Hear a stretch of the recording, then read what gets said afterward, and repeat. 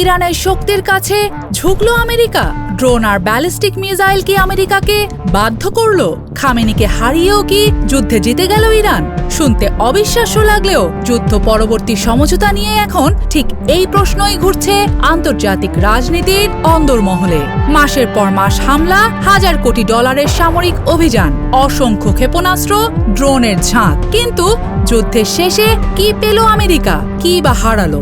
এখন সেই হিসাবই কাঁপিয়ে দিচ্ছে ওয়াশিংটনকে।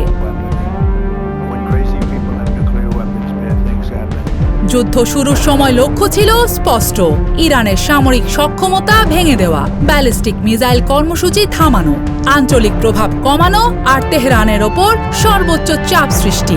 কিন্তু যুদ্ধ শেষে এগুলোর বেশিরভাগই অধরা রয়ে গেছে। আজও ইরানের সরকার টিকে আছে খামেনির নেতৃত্ব, ব্যালিস্টিক মিসাইল, ড্রোন কর্মসূচি।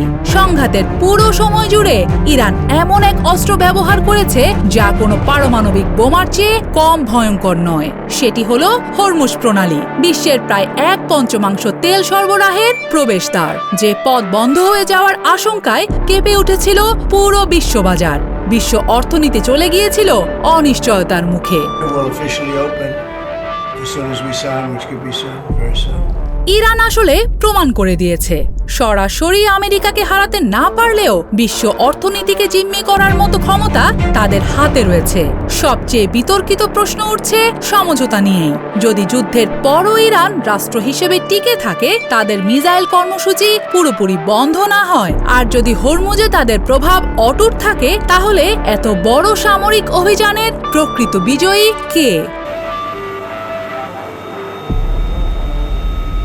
সমালোচকদের ভাষায় যুদ্ধক্ষেত্রে নয়, দর কষাকষির টেবিলেই আমেরিকাকে পিছু হটতে হয়েছে।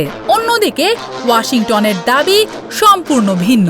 তাদের মতে সামরিক চাপেই ইরান আলোচনায় ফিরেছে, আর সেটাই ছিল সবচেয়ে বড় সাফল্য।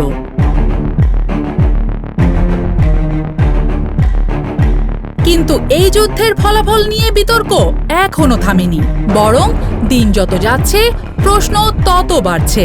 আমেরিকা কি সত্যিই তার লক্ষ্য পূরণ করেছে, নাকি ড্রোন, মিসাইল আর হরমুজের কৌশলগত শক্তি দিয়ে ইরান এমন এক অবস্থানে পৌঁছেছে যেখান থেকে তারা নিজেদের পরাজিত নয়, টিকে থাকা বিজয় হিসেবেই দেখছে?